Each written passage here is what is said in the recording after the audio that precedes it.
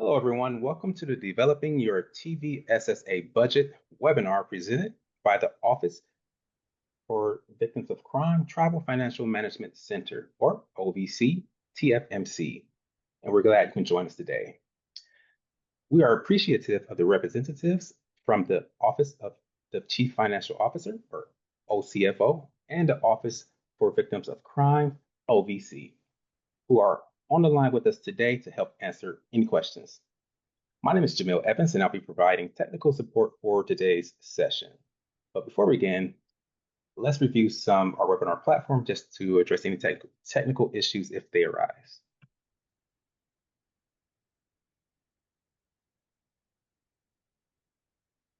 Next slide, please. During the webinar, all attendees will remain muted for the recording of today's session. Please enter your questions in the chat box. Watch the chat box for a copy of today's PowerPoint presentation and messages from today's presenters. If you'd like to view the subtitles for this webinar, please navigate to the live transcript button in your Zoom control panel. If you experience audio issues during the webinar, call in using one of the dial-in numbers found in your confirmation email, and I'll provide that in your chat box. And with that, I'll turn it over to Jenny, who will introduce our speakers. Well, good morning, good afternoon, depending on where you're joining us from. My name is Jenny Stansel, the Overseas Grant Manager here at the Tribal Division.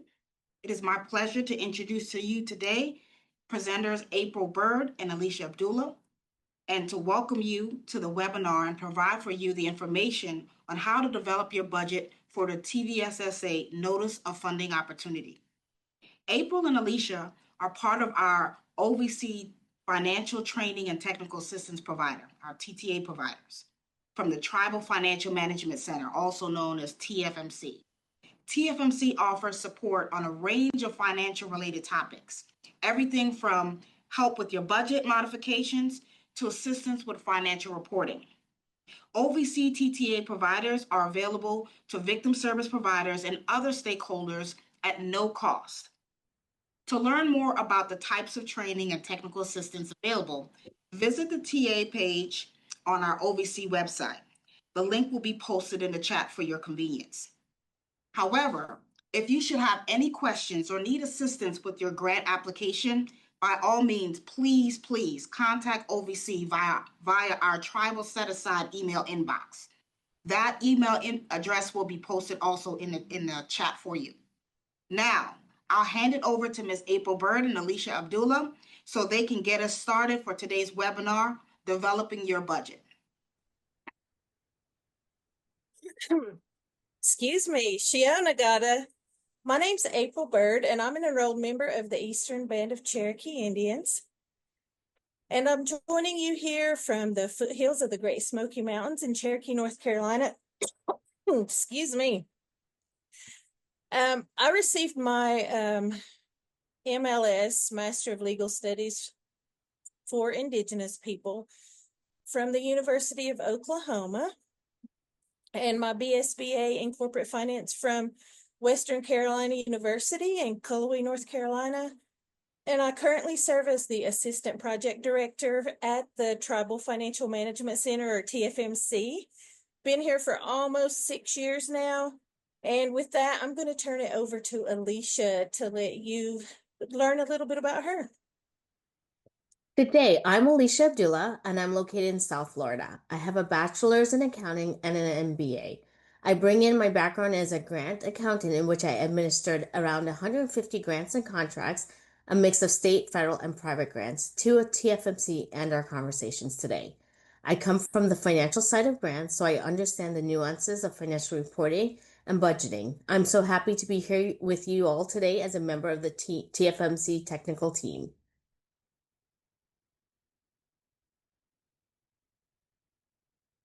Back to you, April. All right. Thank you, Alicia. Sorry about that. I had a little coughing spell. Okay. So these are our learning objectives for today. And we're just going to talk about budgeting, and identify key elements of a TVSSA budget, use the budget detail worksheet, develop a project budget, and leverage resources to help you drive success. So, many of you may know a budget is a shared document, and it makes it easier for you to run your program and plan your expenses. And it can be used for your entire tribal entity or just for one specific project.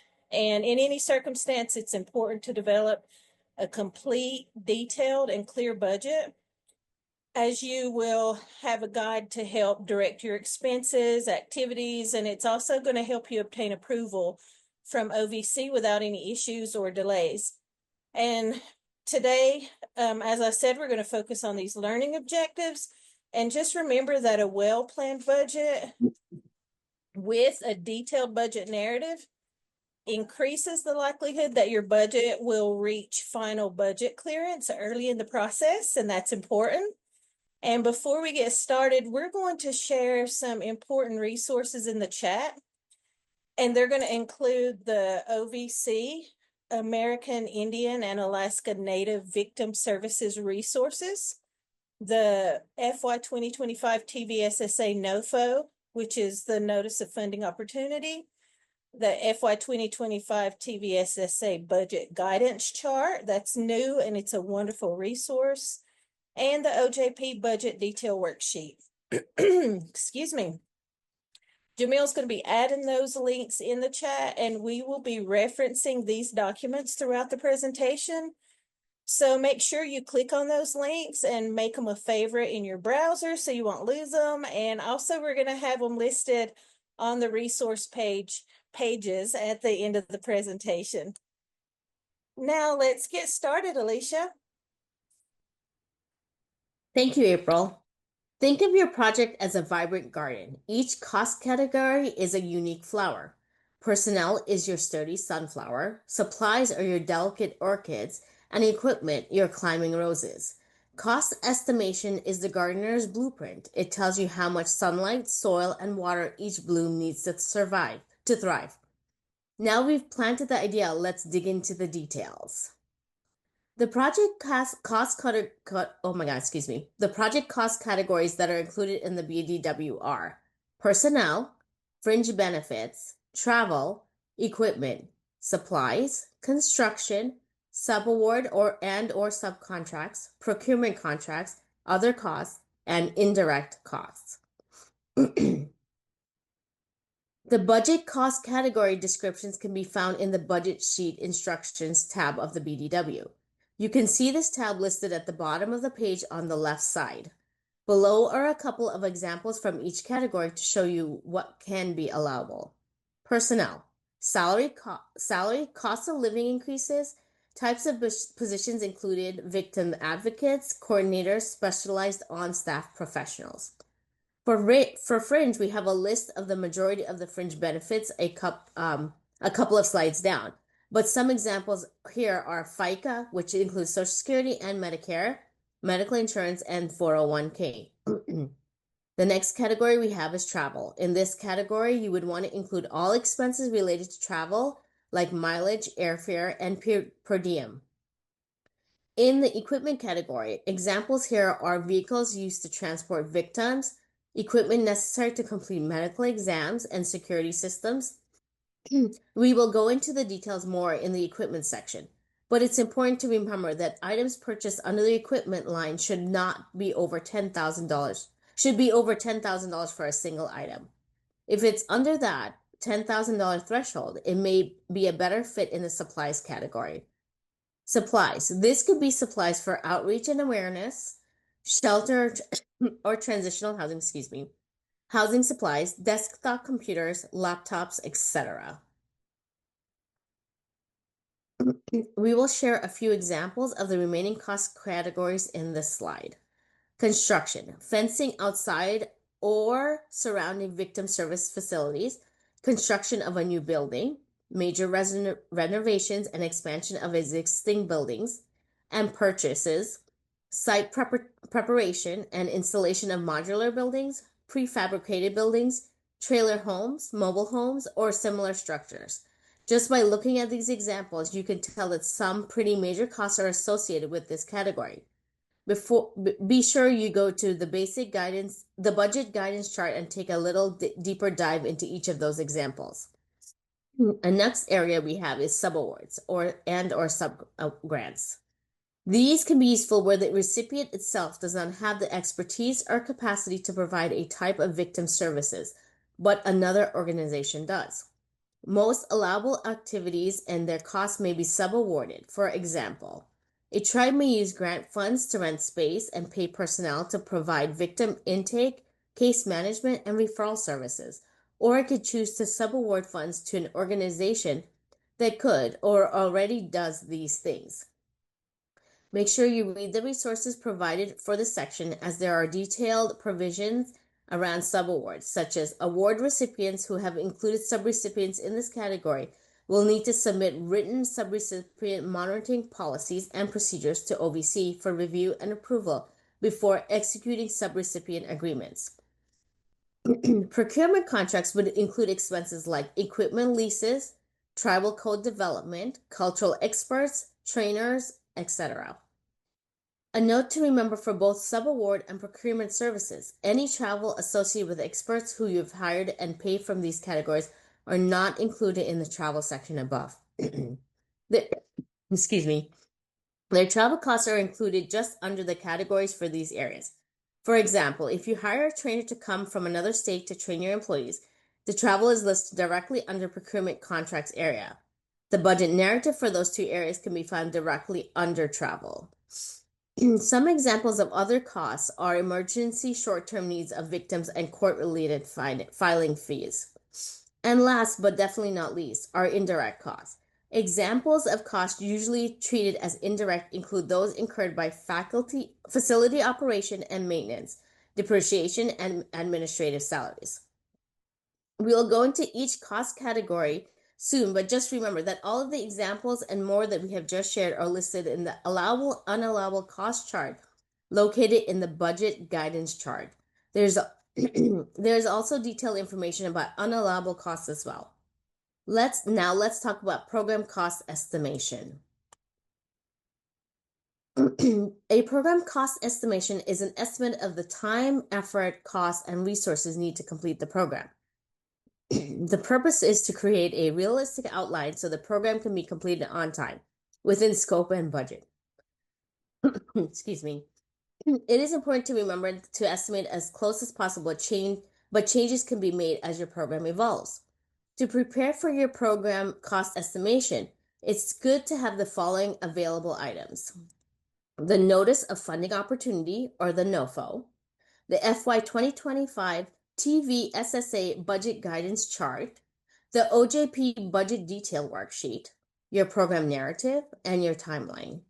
The narrative in your budget is as important as the line item details. Use this to tell a story about what you plan to do. It helps the reviewer to determine the items are necessary, reasonable, allowable, and allocable.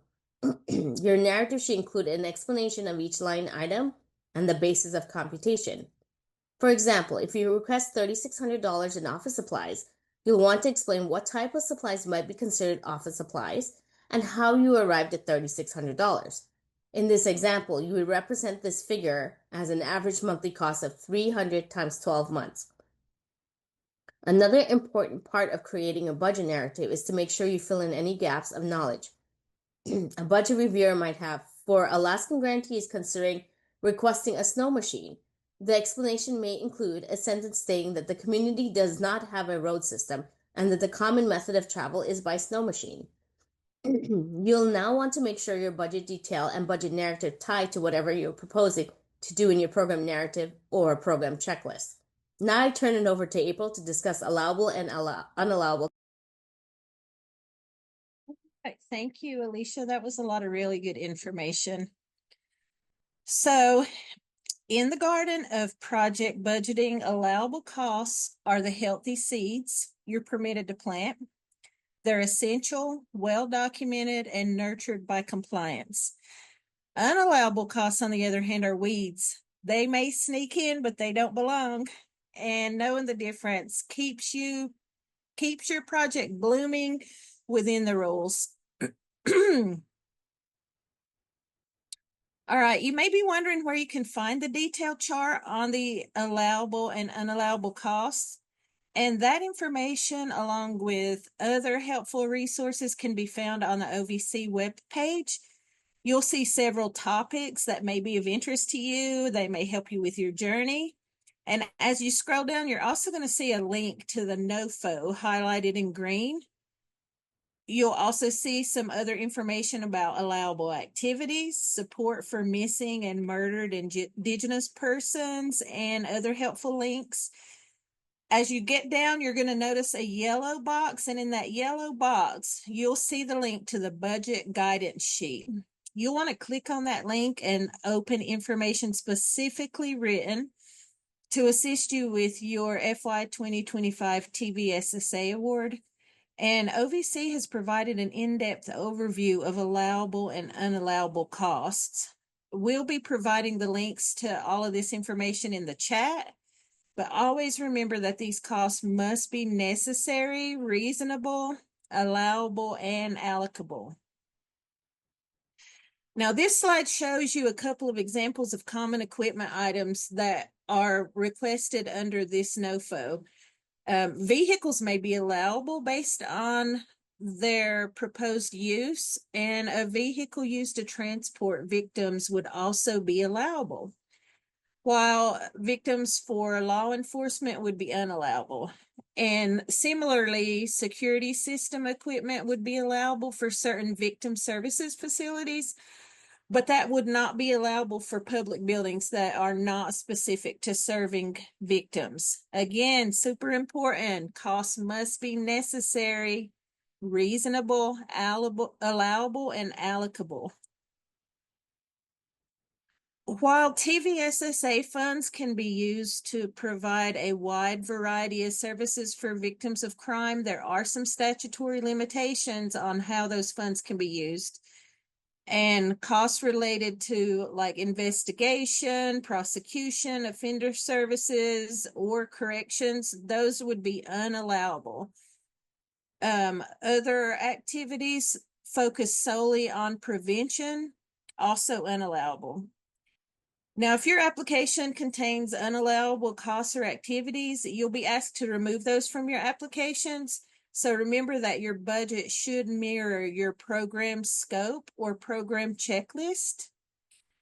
And on this slide, you're going to also see some things that are unallowable, like lobbying, costs associated with law enforcement, crime prevention activities, etc. And now I'm going to turn it right back over to Alicia to go into more detail about some of the different budget categories.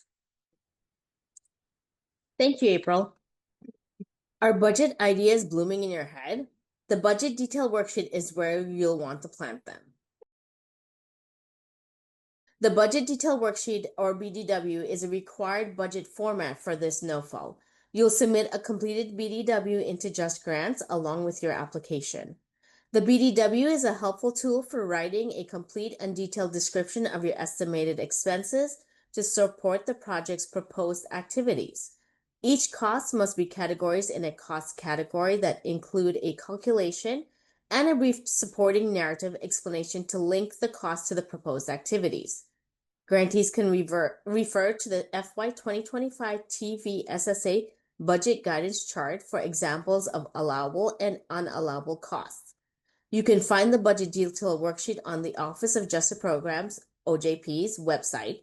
We are including a link in the chat box. The Microsoft Excel file is a user-friendly, fillable form, but if you don't have access to Microsoft Excel or experience any technical difficulties with the file, a 508 compliant PDF version is also available. Applicants must submit a budget of a period up to 60 months using the budget detail worksheet, which must be uploaded as an attachment in Just Grants. Applicants must use this file to show calculations for requested funding and narrative descriptions for all proposed expenses. Let's go over some instructions on how to navigate the budget detail worksheet.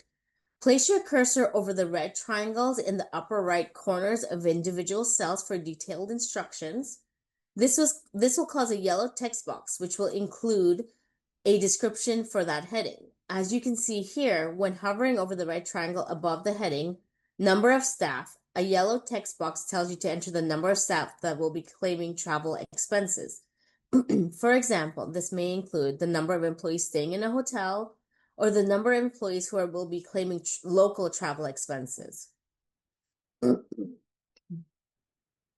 Use the add and delete selected buttons in each cost category. As you can see here, there's only one line available that can be used to add an employee who is working under the award. If you have 2 employees and need another line, click the Add Personnel button. If you plan 2 but later decide you only need 1, you would click in the cell that you'd like to delete and click the Delete Selected button. The entire row will be deleted. Review the tabs along the bottom of the Excel spreadsheet. Notice the Budget Summary tab. This Summary tab will show a summary of all expenses for each year. Here are some more valuable tips and reminders. Our top tips here are: show calculations for the requested funding and narrative descriptions for proposed expenses. The budget should tie to the formula allocation and match the activities described in the proposal narrative. Reminders: save your work often. Remove any blank lines under each category using the Delete Selected button. And then I'm handing it over to April now.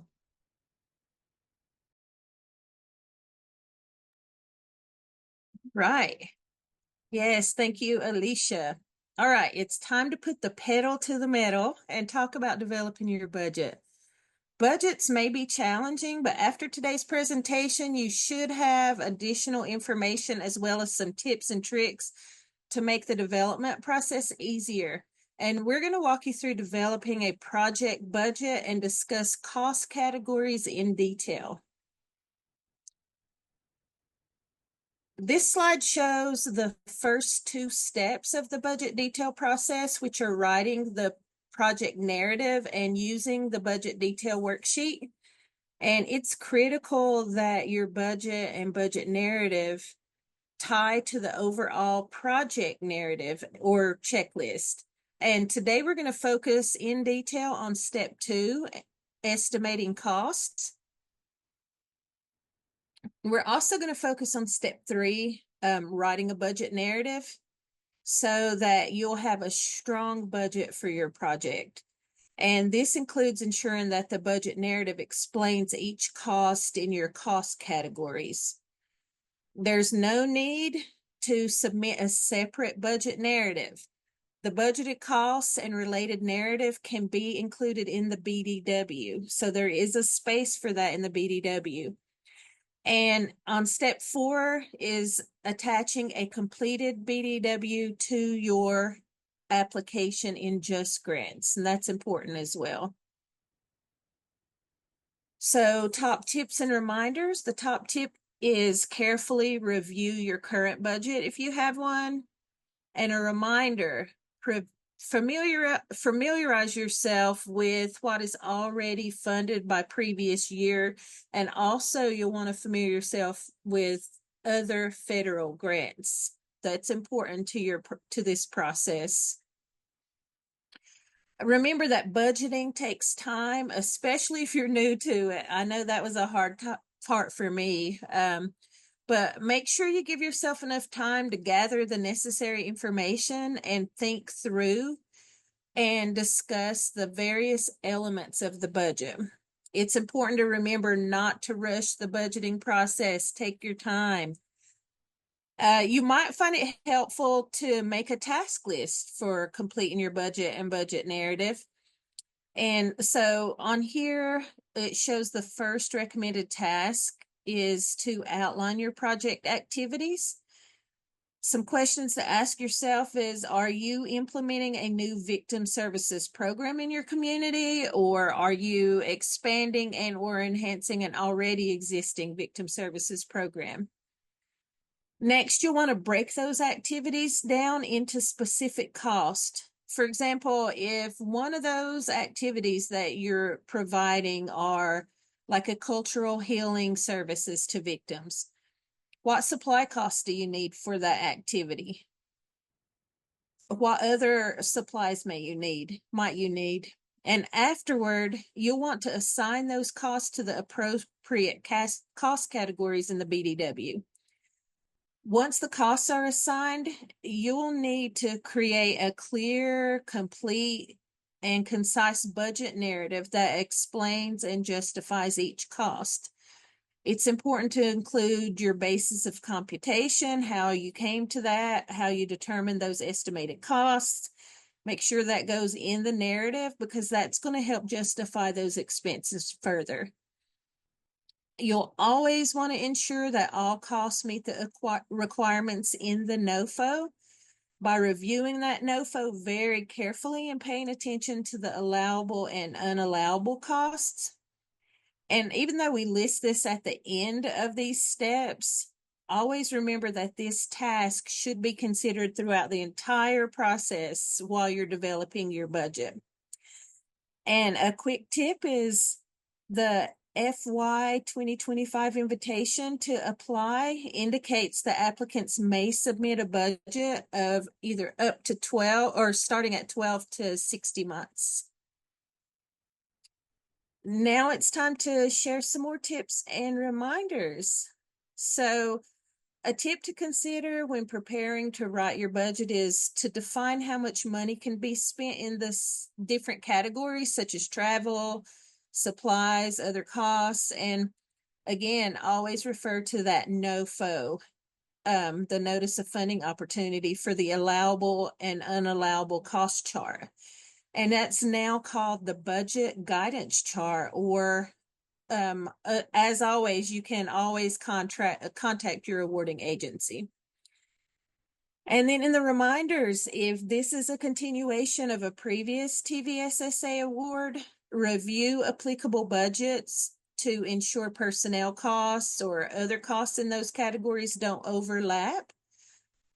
If this is a continuation of a previous TVSSA award, you'll want to review your applicable budgets to ensure that, again, none of the costs are overlapping. That way you're not duplicating charges.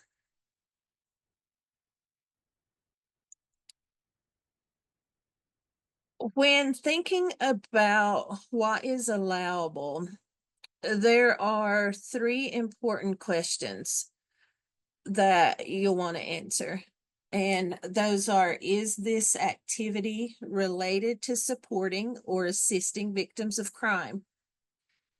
How is this cost related to the proposed project? And how does this expense help victims of crime?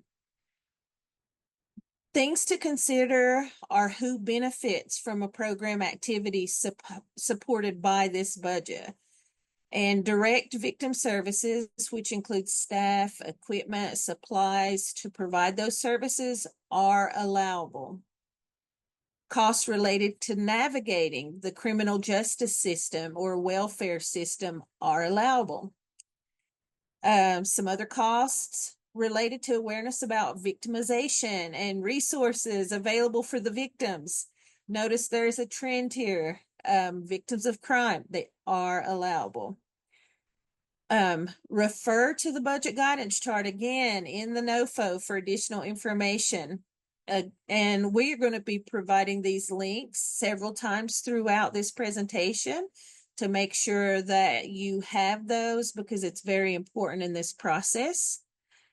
And now, the part you've all been waiting for, the budget detail worksheet. We're going to jump right into that.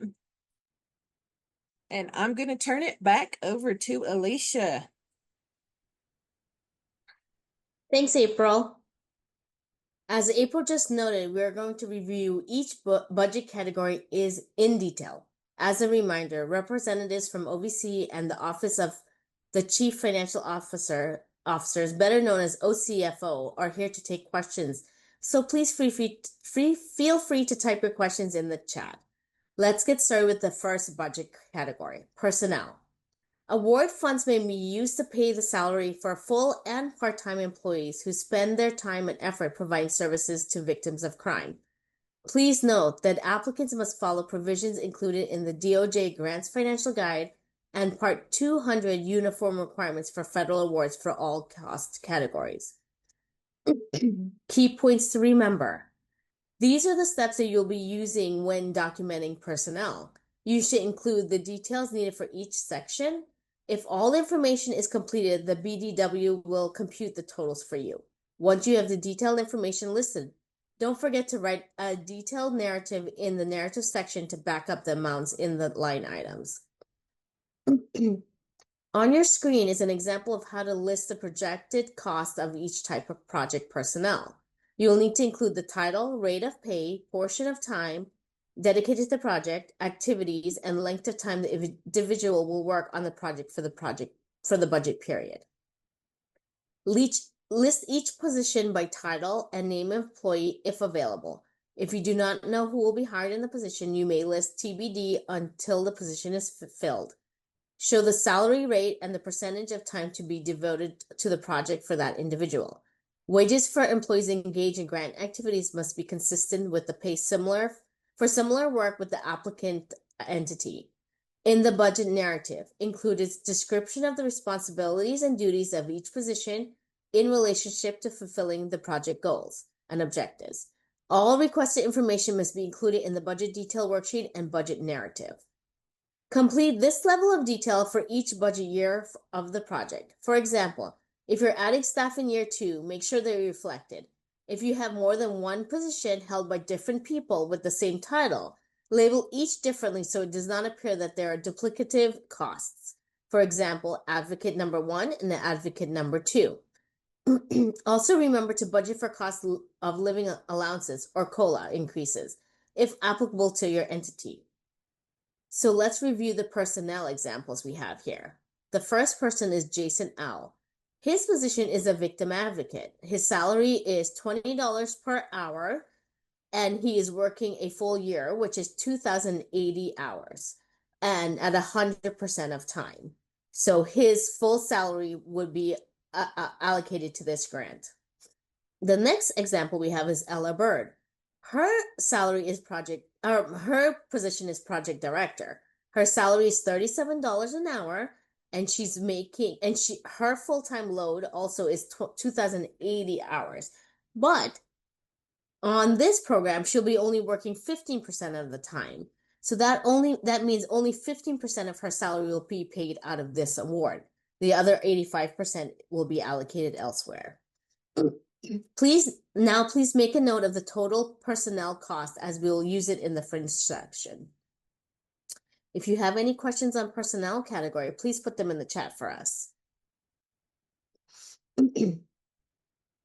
Fringe benefits are listed for all staff included in the personnel budget category.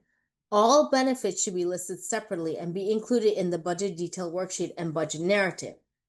As you can see, there can be many benefits paid by your entity. While collecting the information, you'll also need to know the percentage of each benefit. Outliers can include time and position, whether medical insurance is included for all employees or only employees who have requested the benefit, and opt-in services like vision and dental. Typically, you can find information about your entity's fringe benefits in the employee handbook, which covers benefits and/or payroll information. Here are the steps to documenting fringe benefits. When documenting fringe benefits, start by listing all benefits offered to an employee, such as health insurance or retirement plans. Include the total personnel that each were computed in the personnel section. Then list the percentage of each benefit. Keeping the records organized is crucial for transparency. Remember, TFMC can assist you if you have questions. This is an excellent example of the detail that should be included when writing the fringe section of the budget. Fringe benefits should be based on the actual benefits paid from your entity. The composition of the fringe benefits package may include FICA, Medicare, workers' compensation, retirement, life, and health insurance. The rate for the benefits in the example list, the rate for the benefits in the example listed above is 28.45%, and they are broken down by each benefit.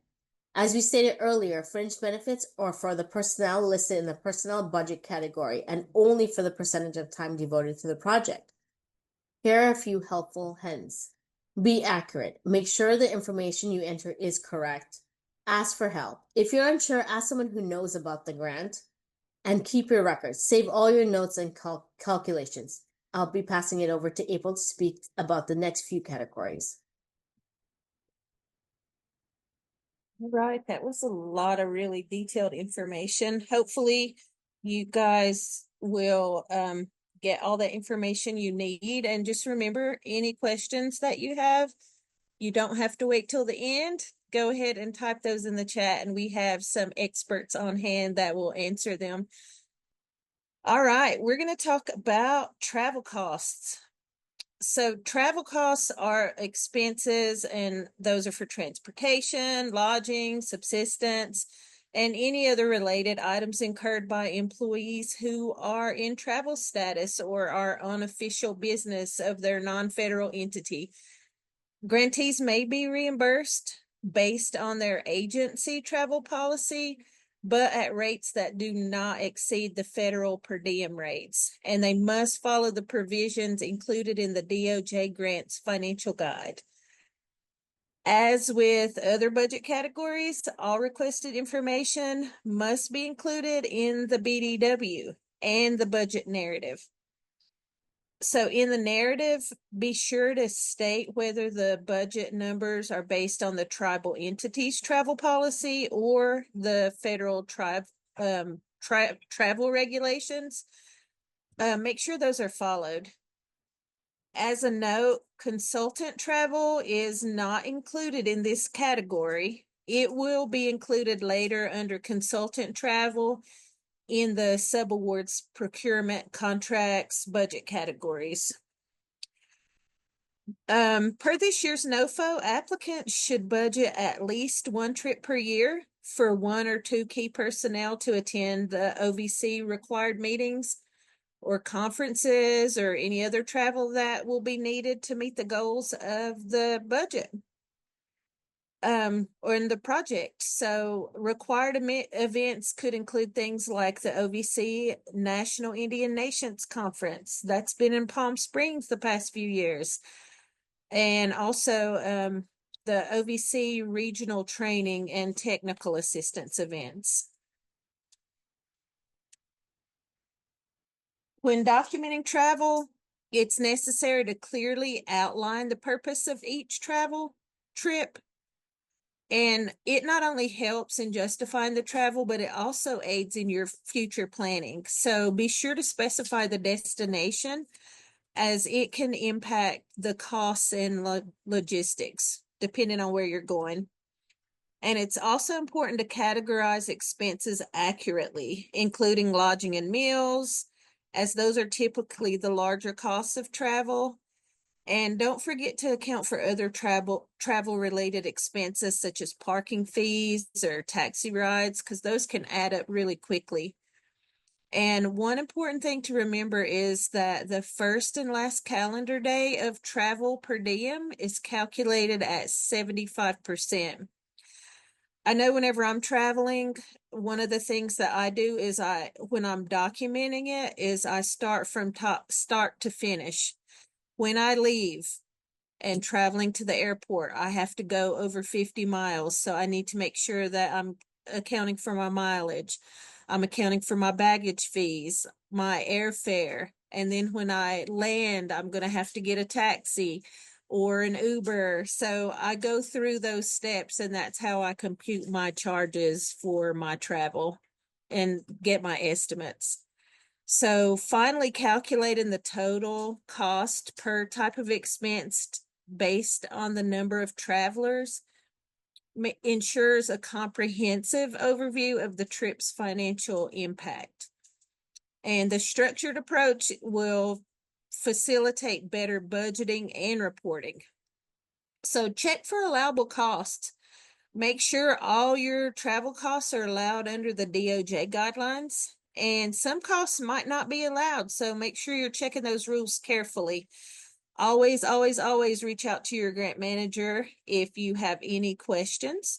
And Jamil is going to add links to the GSA per diem rates for grantees in the lower 48. And for Alaska grantees, there will be a link to the defense travel management rates.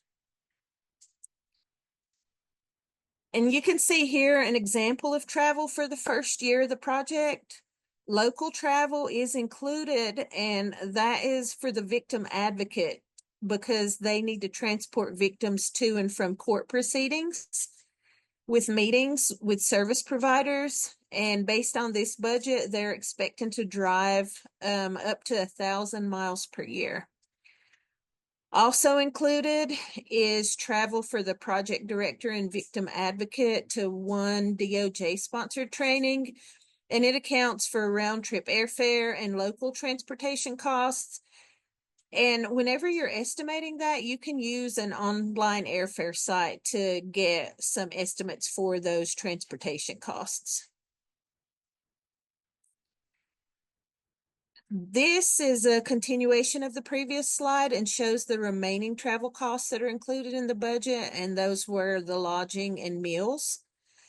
Additionally, on this side, you'll see the narrative section for the travel, and the narrative states who is expected to travel, the purpose of that travel, so why are they going, and some additional detail about each budgeted cost. And when estimating those travel costs, if an event location has yet to be determined, you can use Washington, D.C. as a placeholder to get your estimates. And then you'll want to write specific details about the lodging and meal per diem. This narrative states that the GSA travel per diems were used to estimate the lodging and meal costs. And the narrative states that the other travel line item that you saw on the prior slide, that cost you saw on the prior slide is for the baggage or luggage. And some additional travel costs that could be included but aren't reflected in this example are like airport parking, bus fares, taxis, toll fees. Those are some other things to take into consideration. There's always a lot of questions related to travel. So if you have any questions, please feel free to put your questions in the chat box and we're going to do our best to answer them. And we've added the links again to the GSA per diem rates and the defense travel management rates for the Alaska grantees. Lower 48 uses the GSA per diem rates. All right, a lot of heavy information, but here's some tips and reminders regarding the travel section. Use your agency's travel policy if you have one, and follow federal rates. If your agency does not have a travel policy, use the federal per diem rates. For each cost, write a short explanation. That should say why the cost is needed for your project. For example, you might want to write something like flight to attend the training workshop. And some reminders are first and last day of travel. Always the first and last day of travel. Remember that you can only claim up to 75% of the per diem rate for those days. And then also indicate which policy you followed in the budget narrative. So I always like to think, what questions might they ask? If a grant manager is looking at this, what questions might they have? And so I try to answer those ahead of time. Be proactive. All right, award funds. We're going to discuss equipment. Award funds can be used to obtain equipment for program staff to carry out project activities. And all equipment obtained with grant funds must be reasonable and necessary. You've heard those words before for the project purposes. And the DOJ Grants Financial Guide defines equipment as tangible personal property, including information technology systems that one has a useful life of more than 1 year, and two, a per unit acquisition cost of $10,000 or greater, or the entity's capitalization threshold if it's less than the $10,000. If the item does not meet those thresholds, then you're probably going to want to categorize that under the supplies category. Now, down in the budget narrative, you'll want to explain how the equipment is necessary for the success of the project and describe the procurement methods that you're going to be using. Note that the rented or leased equipment, that those types of things should be listed under the procurement contracts budget section. And we have a guide sheet that can help you make that decision. Also, note that modular prefabricated buildings, trailer or mobile homes or similar structures would be posted in the construction category. So types of allowable examples include vehicles, other modes of transportation, equipment necessary to complete medical exams for victims, computer software, security system equipment, remote access equipment. Those are some types of things that you may see under the equipment category. And make sure you review the budget guidance chart for examples of those allowable and unallowable equipment costs.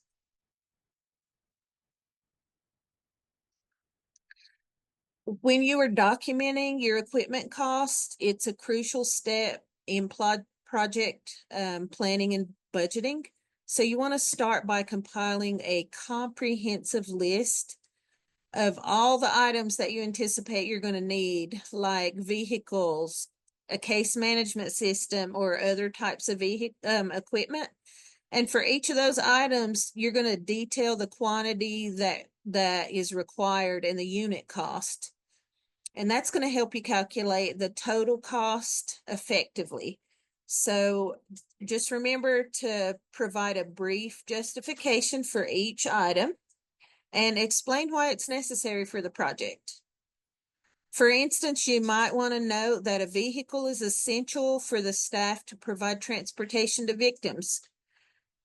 And finally, ensure that all documented costs comply, of course, with the DOJ guidelines, as some of the expenses may not be permissible. So make sure you're reviewing the allowable, unallowable cost chart, and this diligence will help avoid any compliance issues down the line.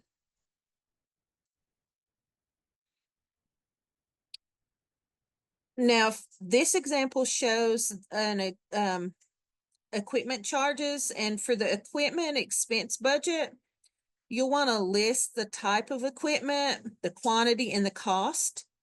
And in this example, the case management software and 4x4 vans are being purchased.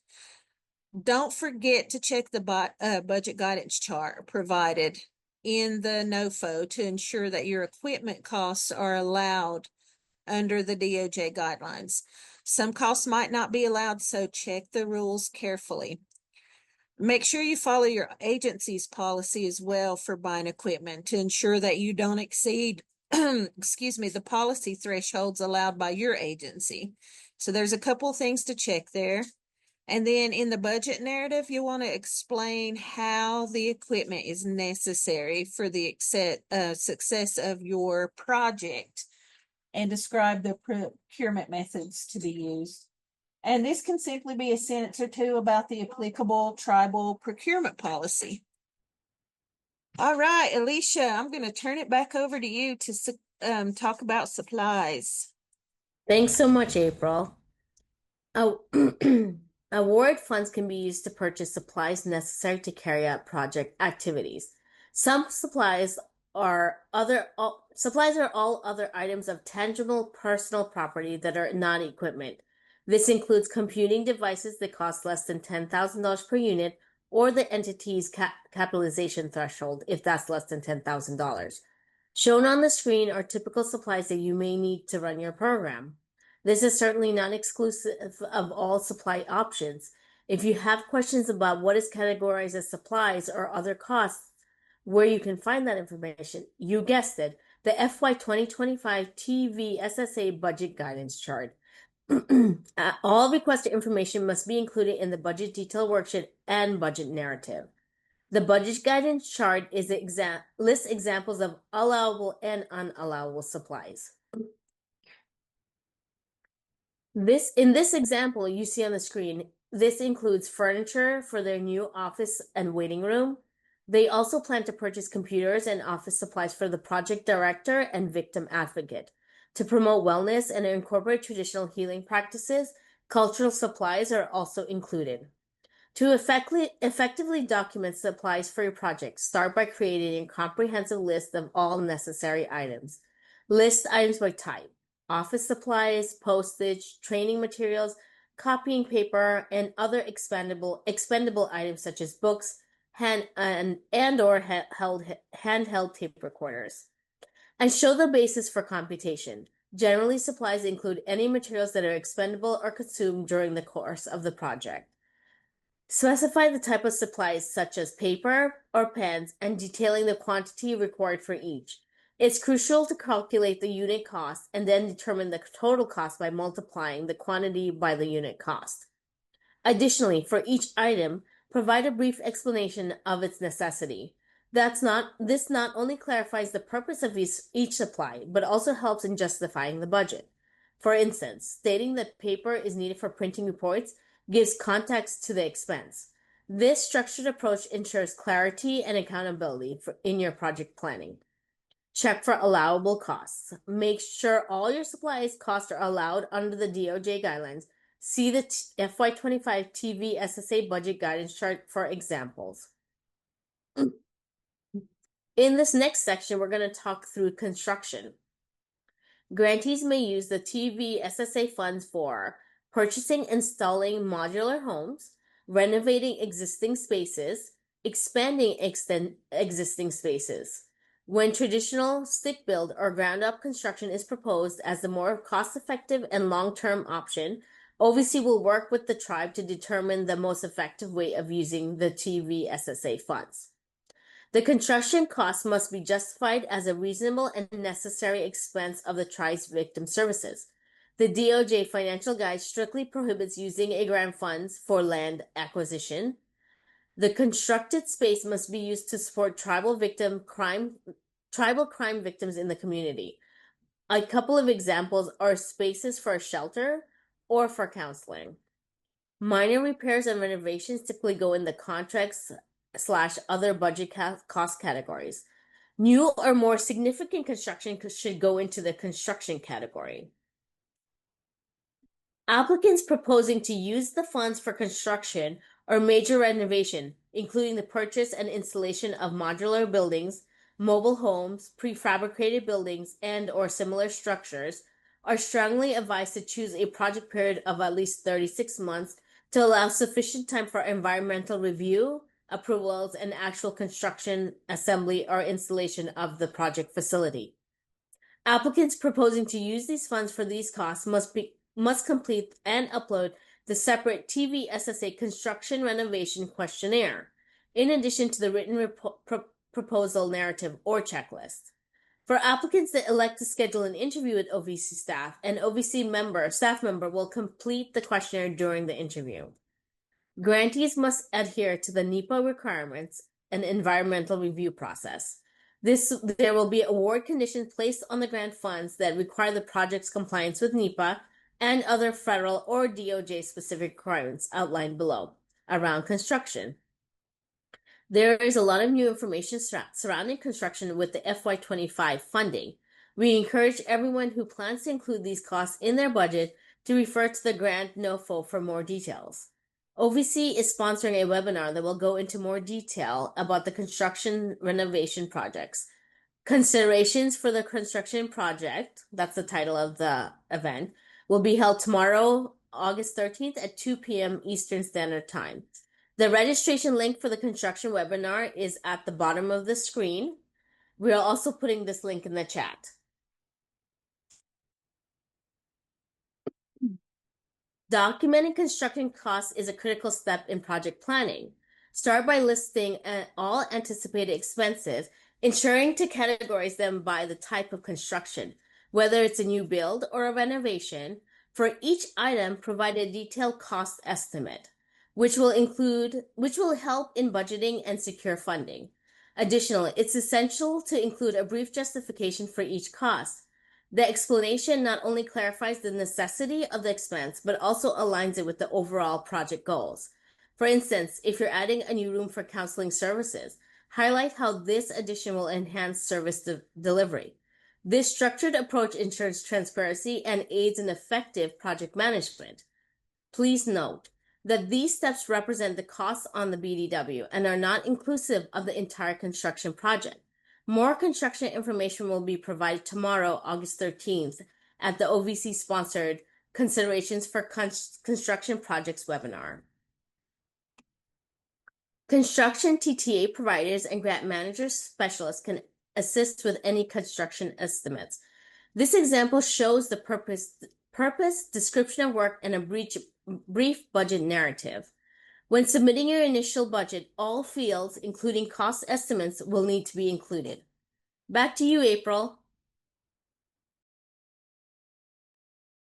Thank you, Alicia. All right, so I'm going to be talking to you all about subawards, or also known as subgrants. And that leads to basically what the subawards or subgrant category is a prime grantee, which would be you, makes to its subawards to carry out the required activities under the grants.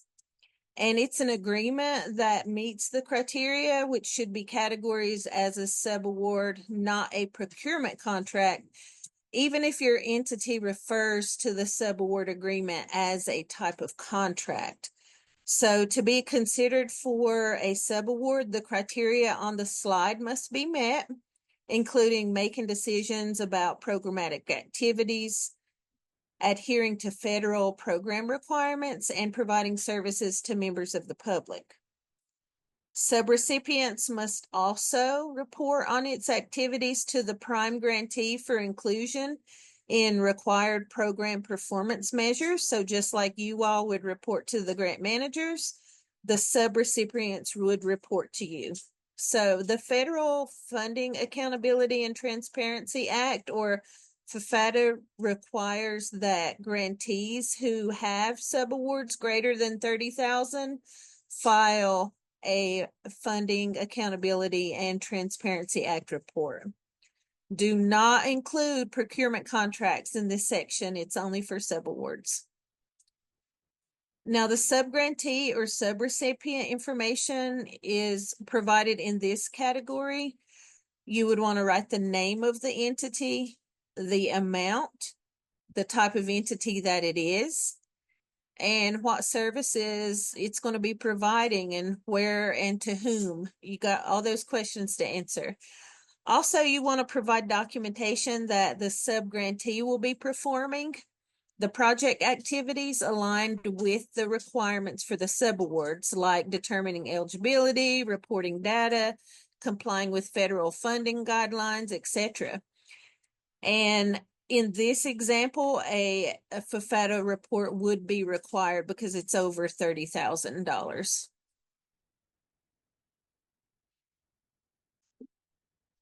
Now, procurement contracts, this is different than the subawards, but these award funds can be used to procure goods and services for the benefit of the grantee. Procurement transactions must be conducted using an entity's established process, and sole source procurement contracts in excess of $250,000 must receive prior approval from OJP. As a reminder, the DOJ Grants Financial Guide and the Part 200 Uniform Requirements detail restrictions imposed on recipients and subrecipients that use federal assistance funds to procure property or services needed to carry out the grant-funded project.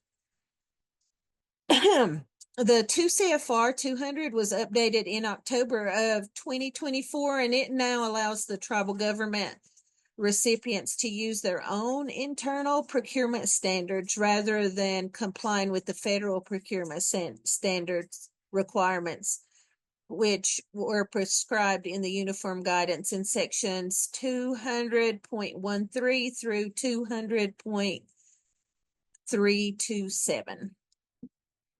So check for allowable costs. Make sure that all your procurement costs are allowed under the DOJ guidelines. Some costs might not be allowed, so make sure to check those rules carefully. And so you'll want to follow procurement rules, follow your agency's rules for buying goods and services. If you need to buy something that costs more than $150,000, though, you'll want to get approval from OJP, consultants and contracts. Indicate whether the applicant's formal written procurement policy or the federal acquisition regulations are followed. And for consultant fees, for each consultant, you want to enter the name, if known, the service to be provided, the hourly or daily fee, like if it's an 8-hour day based on an 8-hour day, and then estimate the time on the project. Consultant fees in excess of $650 a day require additional justification or prior approval from OJP. Now, the steps to document procurement are listed here. You'll want to list the procurement costs. So write down all the costs for the goods or services you need to buy, and that's going to include the types of goods or services. You want to write down what you need to buy, whether it's like office furniture or if it's labor for installing a modular home kit or consulting services. And then you're going to want to write down the cost estimate, which is how much each item or that service is going to cost. And also equally as important, you're going to write a small explanation. Or a short explanation. So for each of those items or services, just write a short explanation. And this should say like why it's needed for your project. For example, you may want to write something like consulting services for project evaluation.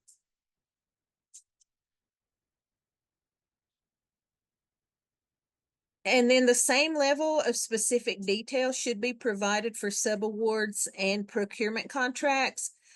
The example here lists labor to install the modular home kit.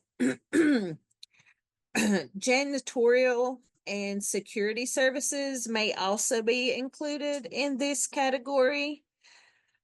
And so now I'm going to turn it back over to Alicia, and she's going to take you through the last couple of categories. Thank you, April. The next budget category is other costs and includes estimated costs that do not fit into the prior noted categories. Sub-examples are printing and copying, utilities, registration fees, internet and phone services, postage, emergency victim services, expenses including housing and supplies, MMIP awareness. Individual cases that we mentioned earlier in the presentation would be included in this category. The TVSSA resource page includes an infographic and fact sheet to learn how tribes can use their TVSSA funds to help missing or murdered Indigenous persons. We are including that link in this chat also. Find the other costs section. Look for the section labeled other costs on the worksheet. This is where you'll enter all the information about your other costs. List your other costs down. Write down all other costs you expect to have. This includes, but not limited to, printing, postage, training fees, and then you're going to write how much each cost will estimate is. Researching costs is beneficial to creating a more realistic budget estimate. Write a short explanation for each cost. This should say why the cost is needed for your project. For example, printing brochures for community outreach. This screen shows an example of a project year's one's other cost budget category.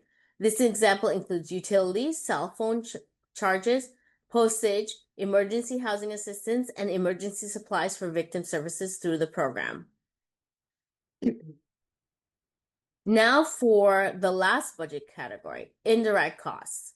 Indirect costs are those of which cannot be readily identified as benefiting a specific program or cost objective. They're usually referred to as an overhead expense such as rent, utilities, as well as administrative expenses including officer salaries, accounting department costs, and personnel department costs like IT and HR. Indirect costs may be charged to an award only if A, the recipient has a current unexpired federally approved indirect cost rate, or B, the recipient is eligible to use and elects to use the de minimis indirect cost rate described in the Part 200 Uniform Requirements and the DOJ Grants Financial Guide. Grantees that do not have an approved federal indirect cost rate may either negotiate an indirect cost rate with their cognizant federal agency or elect to charge the de minimis rate of 15% of modified total direct cost on any actions taken after October 1st, 2024. Costs must be consistently charged as either indirect or direct costs, but may not be double charged or inconsistently charged as both. Also, if you elect to use the de minimis rate, it must be applied consistently for all federal awards until such time as an indirect cost code is negotiated, which may be done at any time. See the 2 CFR section 200.414. As a reminder, we're going to put these links in the DOJ Grants Financial Guide and the Code of Federal Regulations.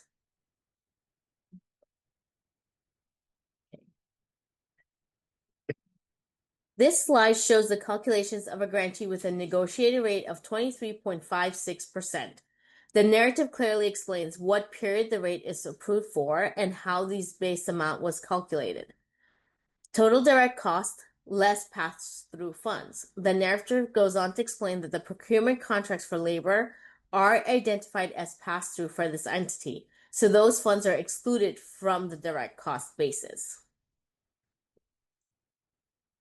As you complete each of the budget categories in the BDW, the final numbers are automatically pulled into the budget summary tab of this Excel file.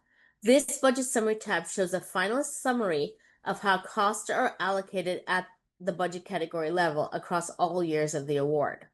What you see on the screen is how a summary will look if the 1 year example we used in this presentation. Remember, any errors on the budget summary page need to be fixed on the corresponding budget detail tab. The BDW will not allow you to manipulate this tab of the file. April, will you please walk us through some typical challenges and struggles for success? Sure. So let's start with some tips and reminders for project costs. One of the top tips is to consider adding indirect costs to the final project budget to cover those indirect costs, such as your business's overhead expenses like rent, utility, employee training, things like that. And then an important reminder, always use a new BDW when creating or modifying a budget. That is a good best practice. Always use a new BDW when creating or modifying a budget.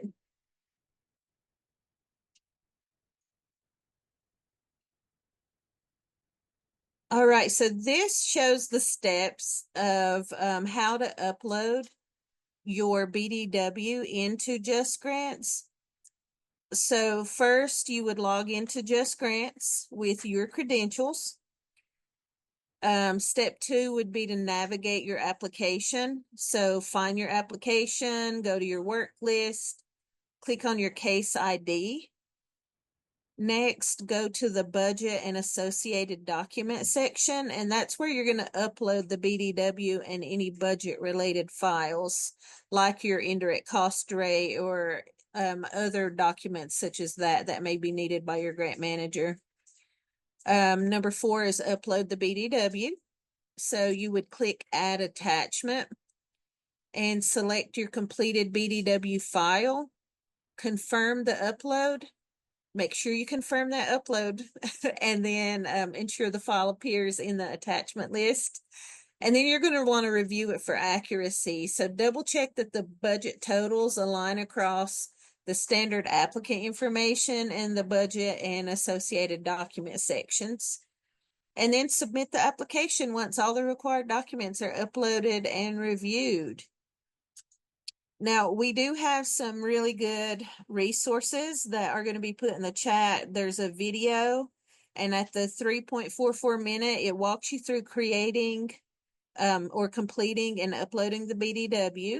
There's a video, and then also there is a step-by-step visual in the Just Grants budget submission job aid.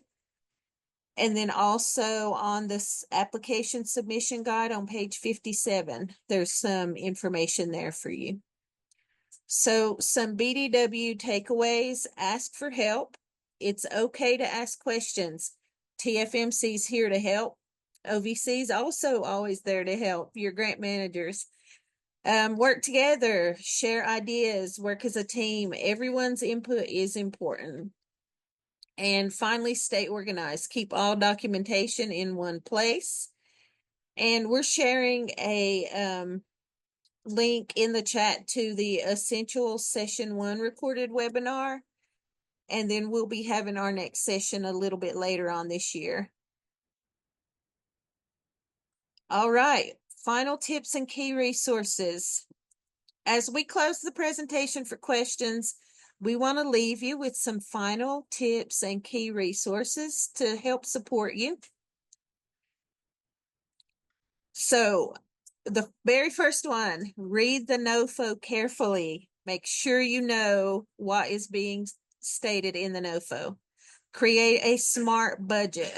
So as many of you may know or not know, the SMART stands for specific, measurable, attainable, relevant, and time-bound to align with your project period. Also involve project staff and other collaborators in the budgeting process. Next, try to determine actual costs on big ticket items and remember to factor in shipping and or delivery fees. Document everything. This is very important in managing the budget throughout the year. And at the end of the day, you're going to realize you probably have to customize your budget building process because each entity process is going to be unique. So you will need to customize your process. And if you have any grants with OVC currently, review what those cover. One of the challenges with building a budget is confusion about the cost categories, and that may be a result of every grantee or entity having its own way of categorizing those costs according to the internal financial policies and procedures. So, for example, some entities have definitions of equipment or supplies that may differ from what OJP and OVC has in their categories.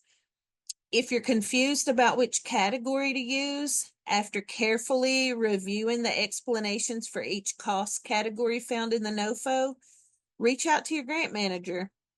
And don't forget, we're here as a resource as well. You can also reach out to us and we'll be happy to help. We have some upcoming deadlines that are important. They're on the screen. The first page of the application NOFO outlines the major deadlines and dates you need to be aware of. And OVC is following the required two-step submission process, which includes submitting information into Just Grants and grants.gov. And award announcements are expected to be made on or before September 30th. For most grantees, your project start date should be January 1st, but you also have the option of choosing October 1st of this year if you'd like. And The NOFO references the OJP grant application resource guide. So make sure you're familiar with that as well. And of course, we're going to be dropping those links in the chat. And additional application submission resources includes the budgets and associated documentation video and the Just Grants training application submission page. All right. Hopefully we've answered a lot of questions throughout this presentation. Do you have any additional questions? If so, put them in the chat box. Jamil or Brooke or Andrea, someone will read those out loud. We've got a lot of support for you here today. So if you have any additional, and I've seen a lot of questions being asked throughout the presentation, and those questions have been answered, but are there any lingering questions right now that you have that you can put in the chat box?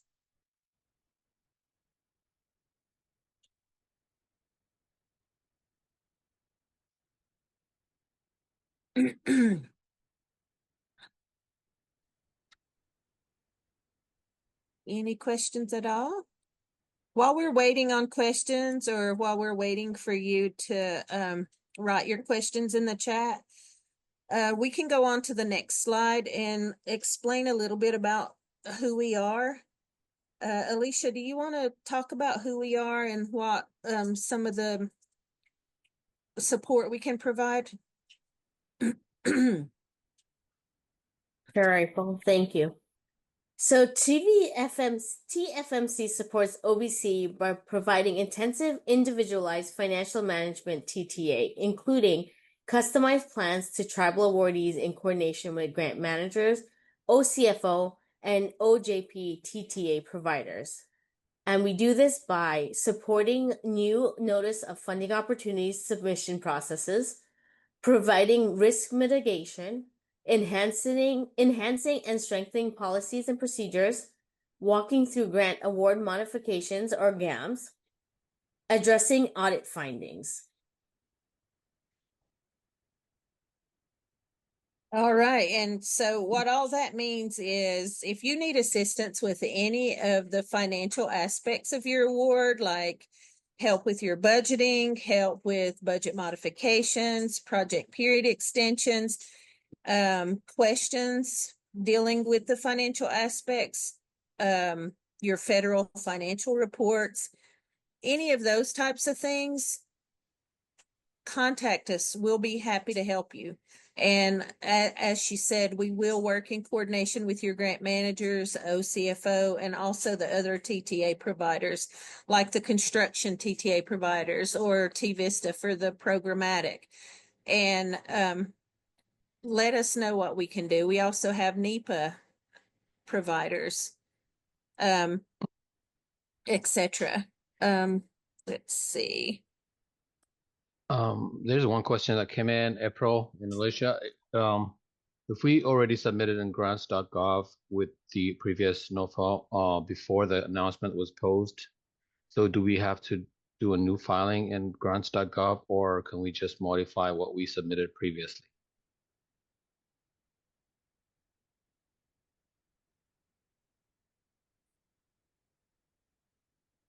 Okay. All right, that's a good question. And I think go ahead, Brooke. I'm sorry. Yeah, we have an answer from one of the grant managers saying, do not need to submit a new SF424 in grants.gov, so that you can change standard information in Just Grants. So the answer is there already. Thank you. And as a reminder, this is Rachel, one of the grant managers. We will make sure you get the application resource guide in the follow-up materials that will have screenshots on how to make recall or change in Just Grants if you need to do that. But you will get that application resource guide that can show you how to do that. Wonderful. Good question. And also Labrita wrote that you can modify what was previously submitted by accessing the SF424 in Just Grants. All right. We have our OVC team all over that question. Who else has a question?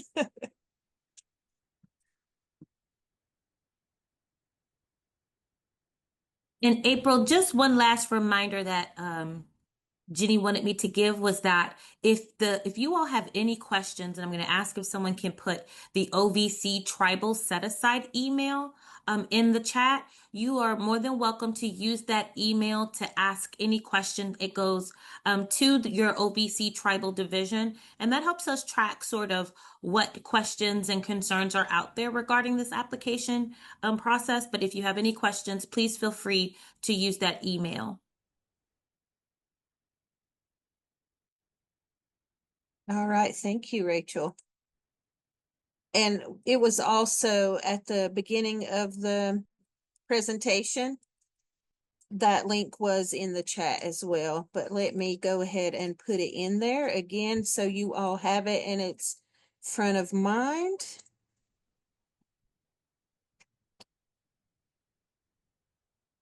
And it's OVC tribal set aside at ojp.doj.gov.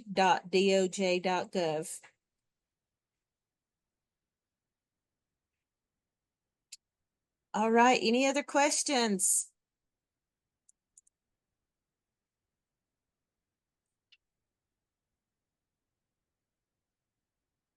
We have one question, April. Would food forfeits for traditional pipe ceremonies or gatherings held on clients' healing be an allowable expense?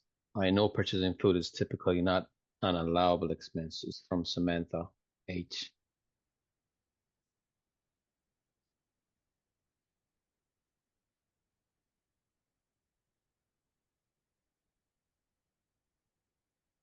So, would food or feast for traditional pipe ceremonies or gatherings held for clients for healing be an allowable expense? So, what we have told grantees in the past is, food is an allowable expense if you're using it for healing purposes. So, for example, if you're teaching someone like how to create or how to cook one of your native foods, then that may be allowable. But those are questions that you would want to reach out to and explain to your grant manager what the necessity or what the benefit of the healing would be for the food that you would purchase. And then they will assist you with determining whether or not that would be allowable. So that one's a tough one at most instances. Any of the grant managers, do you have any tips or tricks for that question?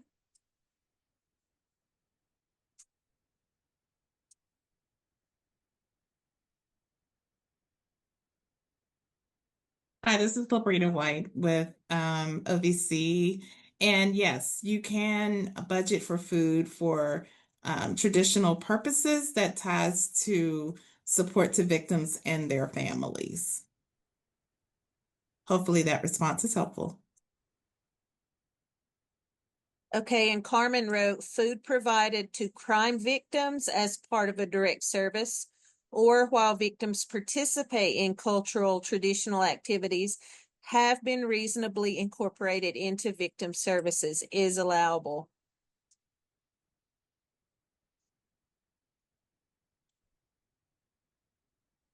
And Samantha says, perfect. Thank you everyone for your responses. Appreciate it.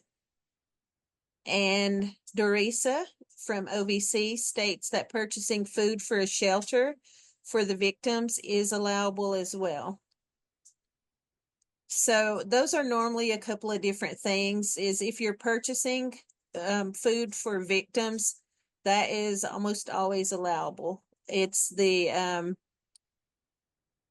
traditional part of it that gets a little bit tricky, but when I've worked with the grant managers, they have all been willing to listen and help and be able to figure out the answers to those questions. And they're always here to help, and they are trying to understand the traditional practices that are used in healing. And so that has been a really pleasant experience for me with the OVC grant managers.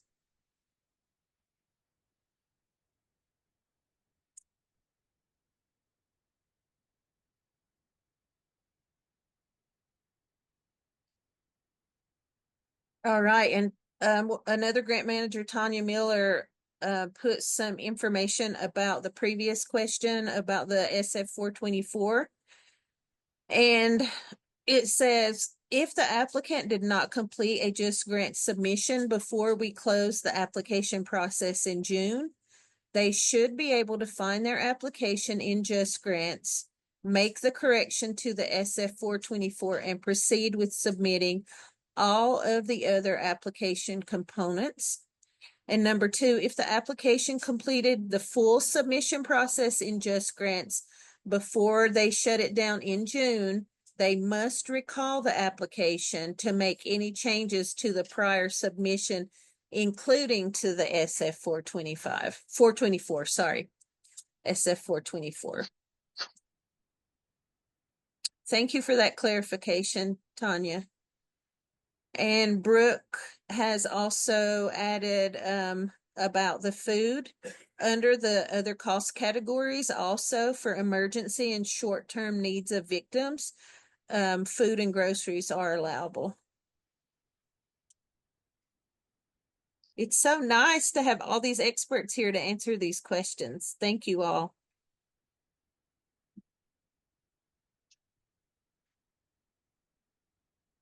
All right, we have just a couple more minutes left. Are there any other burning questions that we need to get answered before we close? And just FYI, we also, at the end of this presentation, which we are going to share with everyone within the next 10 business days or so, at the end of the presentation, there are 3 slides that include general resources, and those are things like the DOJ Financial Guide, Code of Federal Regulations, or the 2 CFR 200, the NOFO, the budget guidance. A lot of these we shared in the chat along the way, but we do have 3 slides that have those general resources, some application submission resources, and also some TFMC resources. All right. Well, thank you all for coming. We appreciate it. There will be a survey link that's going to open up at the end of the session. So as soon as we close. So again, thank you for your participation and for staying with us throughout the entire process today. I know it was a long presentation with a lot of valuable information.